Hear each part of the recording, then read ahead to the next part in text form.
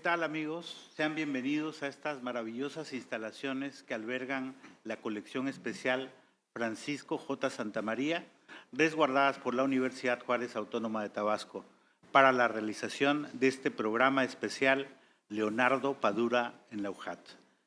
Para ello, es un gran gusto compartir este espacio con Harold Alba, destacado poeta peruano, a quien saludo afectuosamente. Y por supuesto, es un enorme placer recibir y saludar a nuestro invitado especial, galardonado con el doctorado honoris causa por esta casa de estudios, el escritor cubano Leonardo Padura Fuentes. Muchas gracias. Muchas gracias. Vamos a dar inicio a este diálogo, para lo cual me permito preguntar, en primera instancia, darle la palabra a Harold. Adelante, Harold. Muchas gracias, Álvaro, por la invitación. Querido Leonardo, un placer este diálogo contigo. A la universidad, por supuesto, por permitirnos trascender desde este espacio para que los otros que van a escucharnos puedan saber que aquí estuvo Leonardo Padura. Por su literatura, pensando en que redacta o explica o reflexiona de sus obras sobre los socialismos del siglo XX, sobre una vitalidad que la sostiene en el siglo XXI, yo podría decir que usted es el escritor de los dos siglos. Entonces, desde ese espacio, desde ese lugar, me permito preguntarle qué piensa que es lo que mejor dejó la última centuria, la centuria del boom, de los vitalistas, de los metaliterarios. Bueno, hacer un resumen. Me has pedido algo que creo que tenemos media hora para conversar. Esto nos haría falta mucho tiempo. El siglo XX fue un siglo tremendo, un siglo en el que ocurrieron muchísimas cosas, 2 guerras mundiales, se vivieron los 2 totalitarismos más feroces que haya conocido la historia, porque fue un momento en que el Estado se apropió de todo, se apropió incluso de los individuos. Fue un siglo en el que el arte cambió por completo su sentido, su significado, sus posibilidades técnicas. Surge el cine. Recuerdo, por ejemplo, que hay un libro de crítica cinematográfica de Guillermo Cabrera Infante que se llama Un oficio del siglo XX, que la crítica de cine es un oficio del siglo XX. Entonces ocurrieron muchas cosas. En el ámbito latinoamericano, bueno, por supuesto, son sucesos importantes desde la Revolución Mexicana hasta la Revolución Cubana. Una ocurre a principios de siglo, la otra en la mitad, y además todos los procesos que vienen después, fenómenos terribles que marcan la historia del continente, las dictaduras militares que ocurrieron en buena parte de los países. Hubo un momento en que en América Latina había más dictaduras que gobiernos democráticos. Te podrás imaginar lo que ha significado eso. Y nos asomamos al final del siglo a un proceso que ha sido traumático, necesario y a la vez puede ser muy beneficioso, que es que se produce, a mi juicio, un cambio de era. Se piensa que con el fin de la Guerra Fría, con el cambio de siglo, pues nada, estaban ocurriendo acontecimientos que implicaban una continuidad.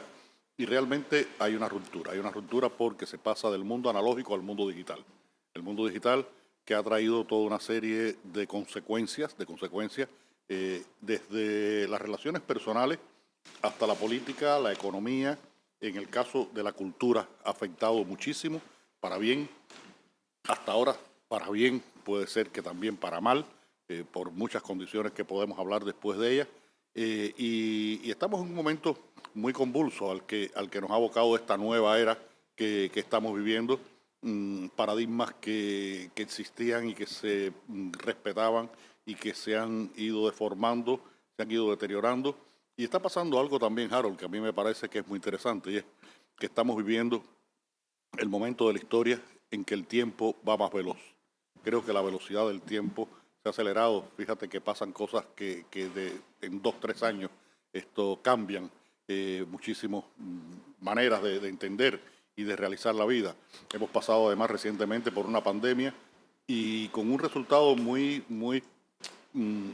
normal en cuanto a los comportamientos humanos, y es que parece que no pasó la pandemia. Hemos tratado de olvidar esos 2 años, los hemos borrado de nuestras memorias porque se cayó en una rutina en que muchas veces las personas hacían lo mismo todos los días, y eso, pero también porque fueron años en que lo más esencial del ser humano se puso de manifiesto, que es el miedo a la muerte.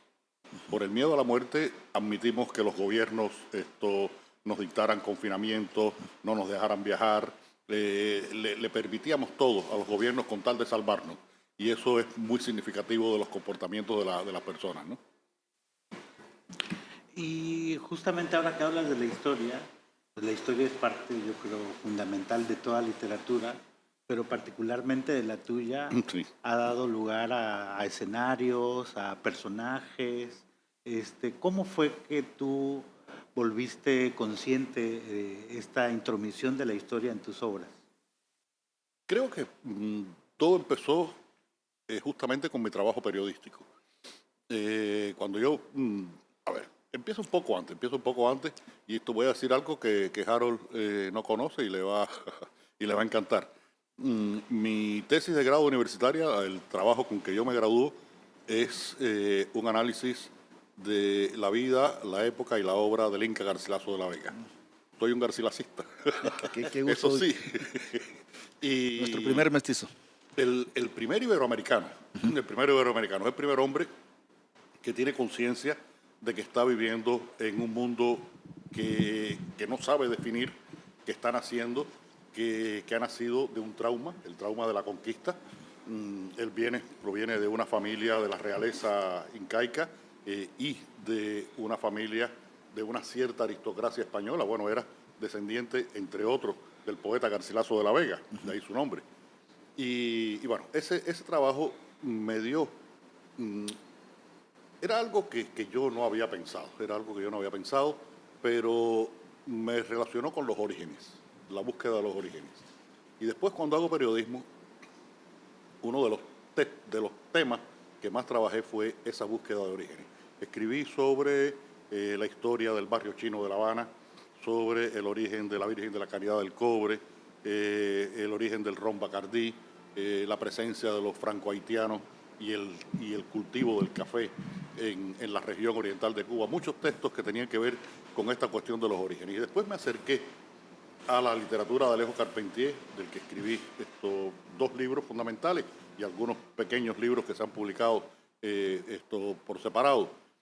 Y este fenómeno de la definición de lo real maravilloso como la teoría que explica la singularidad americana. Creo que todo eso me fue abocando a la historia. Es decir, que como ensayista y como periodista me fui acercando a la historia. En esa historia de esos temas cubanos que fui trabajando es la historia no oficial, es la historia que casi no está en los libros. Un tema como ese del barrio chino de La Habana, por ejemplo. Todo el mundo sabe que en La Habana existió un barrio chino. Nadie sabía cuál había sido la historia general de ese barrio chino, cómo había surgido y que las características y tal que tenía. Entonces, esta historia no oficial pues me dio la posibilidad de ficcionalizar ciertos procesos históricos. Y al ficcionalizarlo ya estaba un poco haciendo literatura desde el periodismo.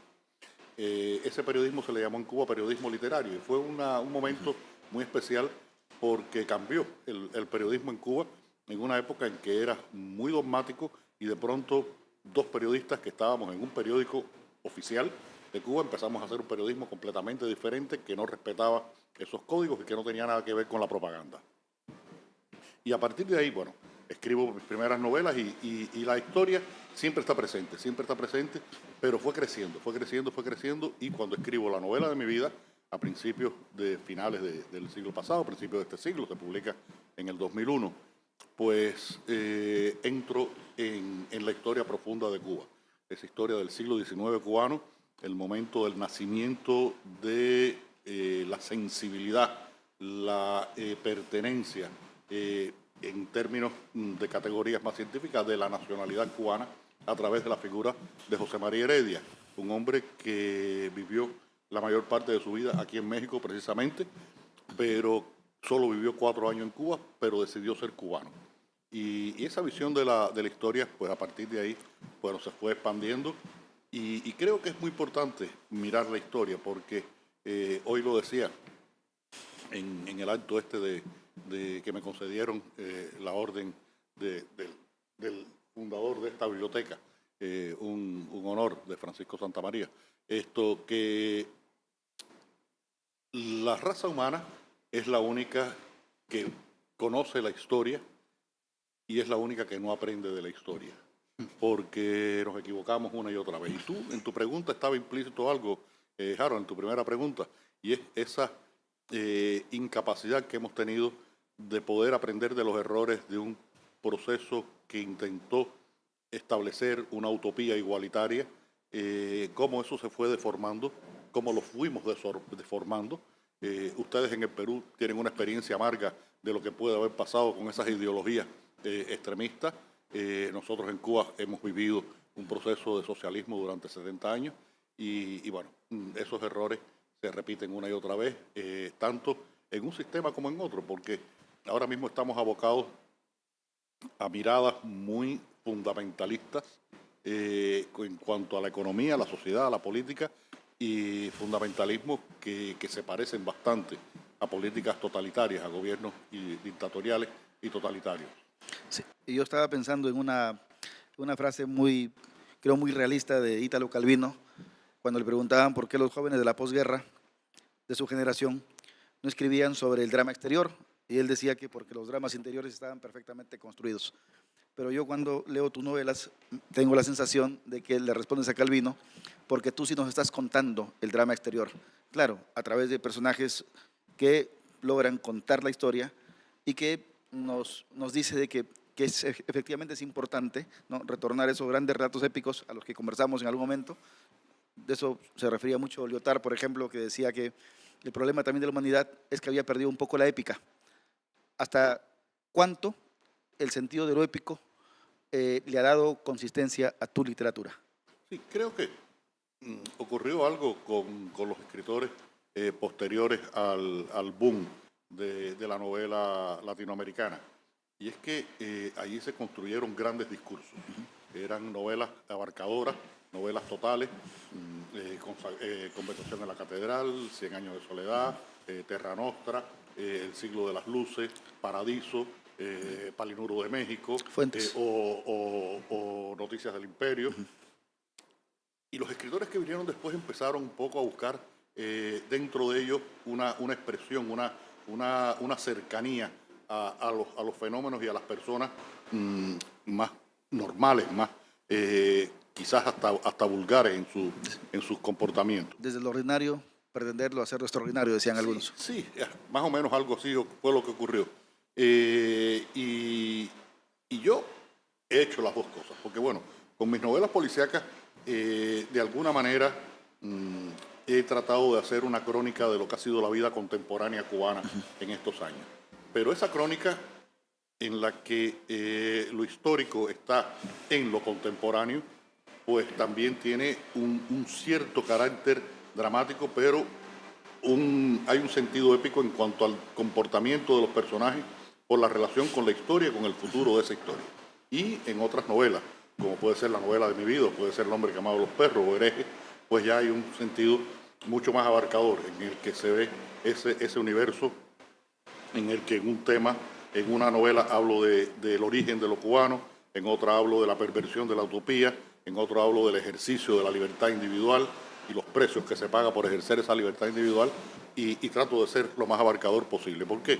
Porque creo que muchas veces sí se reduce a lo esencial o a lo típicamente cubano esos discursos, pues me quedaría haciendo una literatura doméstica. Y necesito que esto tenga una reflexión que sea mucho mayor en cuanto a esa mirada más abarcadora, que tiene una garantía en cuanto a la parte dramática, y es que los grandes conflictos de la condición humana siempre más o menos son los mismos y son universales. Todos sentimos miedo, todos sentimos amor, todos le tenemos miedo a la muerte. Odiamos a veces. Empezamos. Entonces, bueno, eso también es una mezcla de los dos elementos. Eres un hombre, según he escuchado en algunas de tus entrevistas, pues muy apegado a tus raíces. Sigues viviendo en la casa donde naciste. En este sentido, esto constituye un rasgo que es también constante en muchas de tus obras, que es dar a conocer al mundo la sensibilidad de lo cubano, ¿no? Por ejemplo, las costumbres, como los modismos, las expresiones, son personajes de la calle que hablan como personajes de la calle cubanos, la cultura culinaria, etcétera. ¿En qué momento sientes tú que, que eso que cualquier cubano entendería, hablando de modismos, por ejemplo, lo va a entender alguien de otro país como España, como México, sabiendo que hay algunos autores que han editado, por ejemplo, en España, Gabriel García Márquez, por ejemplo, y le han querido hacer versiones españolas de sus novelas, a lo cual él se opuso? Ese es un reto que uno tiene. Yo pertenezco a una cultura y esa cultura tiene una de sus manifestaciones fundamentales en la lengua. La manera en que hablamos es la expresión de esa cultura y se llena, pues nada, de muchísimos vocablos que tienen un significado, expresiones que tienen una representatividad histórica, a lo mejor en un momento determinado se usan, en otro no, y las peculiaridades de una realidad como la cubana. Yo siempre tengo un temor cuando estoy escribiendo, y es que a veces tengo que buscar la manera de que algo se entienda sin explicarlo. La literatura no está para explicar. Pero cuando yo le digo a alguien que un cubano no le alcanza el café, porque el de la libreta de abastecimiento o la libreta de racionamiento, que es como se debería llamar, o de desabastecimiento, como le llamaríamos ahora, esto no le alcanza el café, de alguna manera tengo que explicar eso. Tengo que explicar eso, porque en el resto del mundo la relación con el café es muy sencilla. Tienes dinero, compras café. No tienes dinero, te jodiste. Esto, así. Y eso es universal. Pero entonces en Cuba a veces tienes dinero y no tienes café. ¿Cómo tú le das la vuelta a esa situación para que no sea explicativa? Bueno, ahí entonces hay una serie de recursos que voy utilizando. Y con la expresión ocurre lo mismo. Yo utilizo distintos niveles. Bueno, como sabemos todos, los idiomas, las lenguas, se dividen en normas. Hay normas lingüísticas. Hay una norma lingüística caribeña, una norma lingüística cubana, una norma lingüística habanera. Y esa norma lingüística que yo utilizo, pues tiene distintos niveles. Yo, cuando está hablando el narrador, hablo con un nivel de esa norma lingüística. Pero cuando hablan los personajes, tengo que ponerlo en función de los personajes.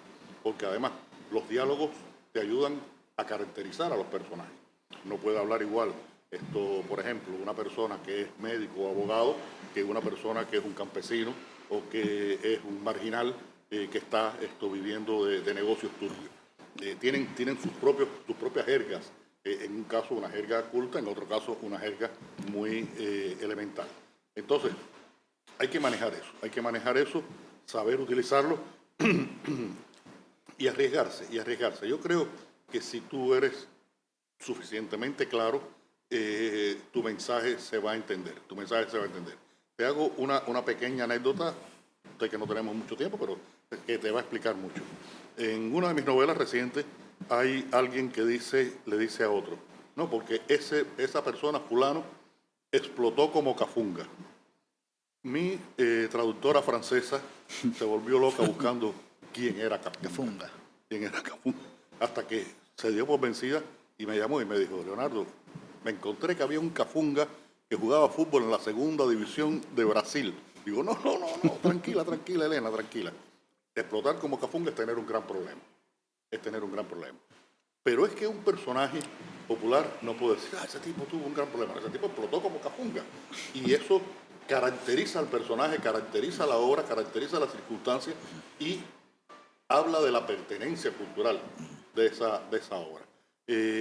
Yo recuerdo, tú decías García Márquez, pero en el caso de escritores como Vargas Llosa, por ejemplo, utiliza una enorme cantidad de peruanismos que se han ido asentando y ya sabemos lo que es la guachafería, de la que habla. Hay toda una cultura de la guachafería. Pero yo creo que antes de Vargas Llosa, en el mundo, los guachafos, alguien lo sabía. Yo creo que nada más que los peruanos. Entonces, también está ese poder de la literatura de expandir el idioma. El idioma es un organismo vivo que está en constante evolución, en enriquecimiento, Y tenemos, afortunadamente, aunque Trump no lo crea, uno de los idiomas más ricos y más dinámicos que existen. ¿Por qué? Porque somos muy diversos y a la vez somos muy iguales. Entonces, podemos, a veces yo puedo utilizar en un personaje determinados mexicanismos para caracterizarlo en un sentido. Esto mismo, los peruanismos, o en fin, que podemos desde el Río Grande a la Patagonia, utilizar un idioma que entendemos a pesar de las peculiaridades semánticas de determinados vocablos que expresan algo que está muy relacionado con una determinada realidad. Y hablando de evolución, de procesos, Leonardo Padura, de ir a La Habana con el doctorado honoris causa de la UJAT, el Princesa de Asturias, haciendo una especie de retrospectivo, mirando cenitalmente, ¿qué le diría al joven narrador de Fiebre de Caballos, al joven periodista del Caimán Barbudo, que lo mandaron a Juventud Rebelde? Lo miraría y le diría, ni te imaginas lo que te va a pasar, ni te imaginas lo que te va a pasar. No, creo que ayer lo decía en el discurso que leí recibiendo el doctorado honoris causa de esta universidad. Creo que los caminos de la vida de las personas se construyen de muchas maneras y pasan cosas que uno nunca pensó que le fueran a ocurrir.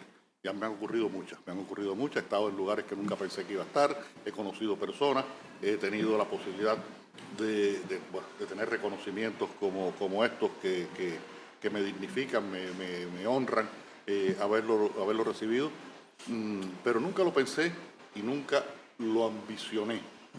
Creo que mi gran ambición estuvo centrada en el trabajo literario.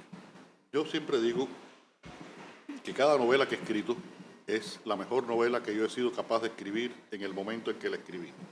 Y si no es mejor, ha sido por falta de talento, pero no por falta de esfuerzo. Todo mi esfuerzo está en que esa sea la mejor novela que yo he sido capaz de escribir en cada momento que la he escrito. Y bueno, el resultado del trabajo y la disciplina creo que también se retribuye, ¿no? Antes de que pase Álvaro, para que Álvaro sea quien finalice de pronto, tú decías que la universidad es el último refugio de la inteligencia. ¿Qué significa la libertad para Leonardo Padura? Bueno, la libertad es esa posibilidad de escoger. Todos tenemos libertad de pensar, pero entre pensar y actuar hay un trecho. Entre pensar y hablar o escribir hay otro trecho. Y yo creo que la menor distancia entre lo que pensamos y de la manera en que actuamos o nos expresamos es la libertad, es la menor distancia. Siempre digo que hay límites para la libertad y esos límites son límites éticos. Mi libertad termina donde comienza la tuya, porque yo no puedo agredir con mi libertad la tuya y no puedo incluso utilizar, creo yo, éticamente, la capacidad que tengo de la palabra para transmitir mensajes xenófobos, racistas, homofóbicos. Me parece que no es apropiado. Entonces, el resto, mira, yo creo que cada cual tiene el derecho a pensar, a expresarse y a actuar dentro. Recuerden algo importante. Si solamente en el mundo acatáramos los 10 mandamientos, esto que Dios le dio a Moisés, que como saben, según Monty Python eran 20, pero se le cayó una piedra a Moisés y quedaron 10, afortunadamente. Si la gente respetara esos 10 mandamientos, yo creo que el mundo viviría en una armonía mucho mayor. Entonces, pienso que ese respeto al derecho ajeno también es la libertad. Yo creo que también pasa por ahí. Leonardo, sin duda hoy eres una de las grandes figuras literarias, no solamente de tu país, del continente, sino del ámbito de la lengua española. ¿En qué momento crees tú que das ese brinco? ¿Qué decisión dentro de la conformación de tu obra, en qué libro, das ese salto que te vuelve un escritor totalmente internacional? Mira, me lo creo porque tú lo dices y confío en lo que tú dices. No me lo creo. Yo sigo siendo la misma persona y trato de seguir siendo la misma persona porque si pensara de otra manera, o me comportara de otra manera, me estaría traicionando a mí mismo y dejaría de escribir. Esa ambición de la que hablaba antes, esa disciplina de trabajo, esa necesidad de expresar libremente lo que pienso, únicamente se hace desde la honestidad. No se puede hacer desde otra perspectiva. Y no me creo las cosas. Las acepto, las disfruto, las tengo, son mis bienes espirituales, mis posesiones, pero esto, de todas maneras, si hubiera un punto en el que se marcó una cierta diferencia, tal vez sería la publicación del hombre que amaba a los perros, que no creo que sea mi mejor novela. Sin embargo, yo pienso que la mejor novela mía es la novela de mi vida, por algo que siempre tengo que aclarar. Es la novela en la que más cerca yo pienso que me he quedado de lo que quería decir. Y la gente me piensa, bueno, por la censura. Yo, no, esto no tiene que ver con censura, esto tiene que ver con capacidad artística, capacidad creativa, capacidad expresiva. Yo creo que es donde expresé mejor y más cerca me quedé de lo que quería decir. Pero, bueno, El hombre que amaba a los perros ha tenido un recorrido internacional mucho mayor, tal vez porque habla de un tema que es mucho más universal también, y porque es mucho más lacerante, porque todavía hoy muchas personas estamos pensando que es necesaria que exista una utopía. El mundo ha perdido las utopías, Al contrario, estamos viviendo las distopías. Y entonces yo pienso que tal vez ese reflejo que hay en esa novela de ese proceso de cómo se pervirtió una gran utopía que viene soñándola al hombre desde los orígenes. Está allá en los griegos, esto de las primeras ciudades utópicas, los territorios utópicos, estos de que ellos hablaron tanto, después Tomás Moro, en fin, utopía, todas estas cosas que vinieron con el Renacimiento. Pues tal vez haya sido la clave de lo que ocurrió en esa novela. Y es una novela que, esto siempre lo digo, pienso que un escritor mexicano, un escritor peruano, un escritor argentino, un escritor español hubiera podido escribir esa novela, pero hubiera sido una novela diferente, porque a cualquiera de esos escritores le hubiera faltado la experiencia de haber vivido en un país socialista, que es una experiencia intransferible. El personaje de Iván, que es el personaje de ficción de la novela, es el que recibe la historia, la entrega, es el personaje más real de los tres protagonistas. Es más real que Trotsky, es más real que Mercader, a pesar de que Trotsky y Mercader son personajes históricos y reales. ¿Por qué? Porque yo pude haber sido Iván. A Iván yo lo conozco, a los otros los leí, los descubrí, a Iván lo viví, y eso le da la mayor realidad personal. Me haces pensar en, ahora que comentas que El hombre que amaba a los perros pudo haber escrito por un peruano o por un mexicano. Hay un libro de un poeta mexicano, el libro Centroamericano de los Muertos, de Balán Rodrigo, el libro Mediterráneo de los Muertos, de María Ángeles Pérez López, y claro, estaría como tarea el libro Sudamericano de los Muertos. Se dice que un poeta es un cazador de emociones, un domador de emociones también. Esta es una pregunta de sentido común de repente, pero este programa lo van a ver muchos estudiantes. ¿Qué es un narrador? Bueno, es ese tipo que empezó en una cueva entre neandertales y Homo sapiens, cuando se mezclaban, y empezaba a contar cómo dominar el rayo y cómo conocer cuándo iba a caer la lluvia, y la historia de cómo había cazado un mamut. Ahí está el origen de todo. Somos los que narramos, y en el mundo cada vez vivimos más rodeados de narrativas. Todo es narrativa, desde la religión hasta el dinero son narrativas. Lo que pasa es que el novelista es el que es capaz de condensar una de esas narrativas, una de esas ideas, y convertirlas estéticamente en un texto que sea literatura, que sea novela. En México, por ejemplo, en el contexto de los escritores, se dice que no se hacen escritores en las universidades, ¿no? Sino que hay más bien otras instancias como talleres literarios, y han habido algunos muy famosos como el de Juan José Arreola o el del Centro Mexicano de Escritores y otras más, ¿no? En tu caso, tu formación ¿Se debe a algún mentor, algún grupo de escritores? O, por otra parte, esta otra idea que se la escuché a Lizalde, y es algo que se ha repetido mucho, de que los grandes maestros de los escritores son los grandes escritores que ha leído. Yo creo que la literatura fue mi gran maestro, los escritores que leí. Yo entro a la universidad sin ambiciones de escribir. Hay un grupo de compañeros, de colegas, compañeros de estudio, que ya escribían algunos poemas, algunos relatos, y yo dije, bueno, como yo tengo un espíritu competitivo que heredé de mis muchos años jugando béisbol, pues dije, bueno, pues yo también voy a escribir, porque si escriben ellos, ¿por qué no voy a escribir yo? Pero el aprendizaje lo hice fundamentalmente. Creo que una carrera universitaria de humanidades te da una cultura general que es importante tener. El escritor naif son fenómenos que pueden existir, pero el escritor tiene que tener una base cultural. Y esa base cultural, una carrera universitaria, por supuesto, que te la organiza, te la sistematiza, te la sintetiza y conoces, bueno, una serie de fenómenos culturales que te sirven después para trabajar.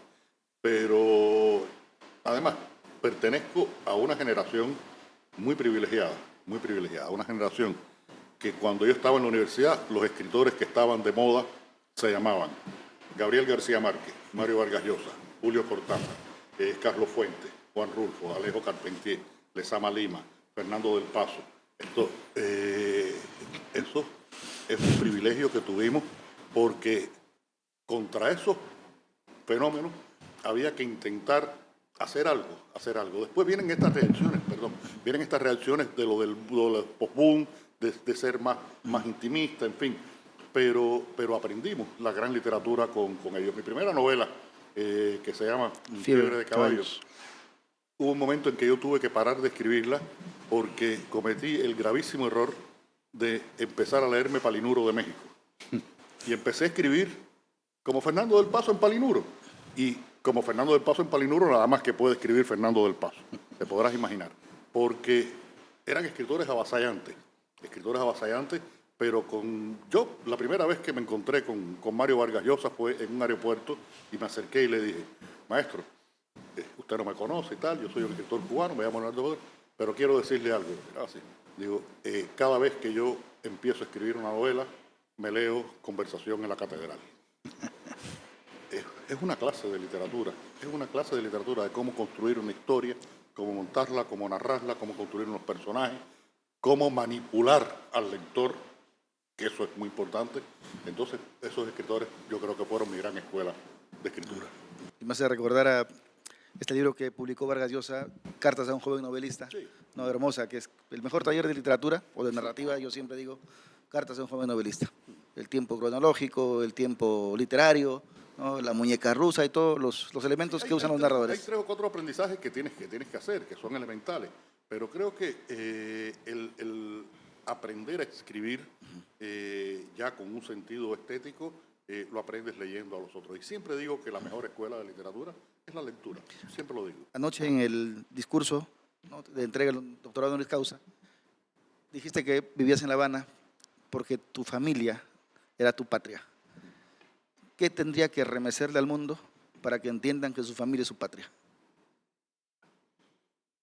Mira, no me gusta hacer esas generalizaciones porque cada cual encuentra sus pertenencias y sus preferencias de acuerdo a muchísimas condiciones contextuales, a muchísimas maneras de ver la vida de cada uno. En mi caso, sí, yo tengo un fuerte sentido de pertenencia y ese sentido de pertenencia ha decretado la permanencia.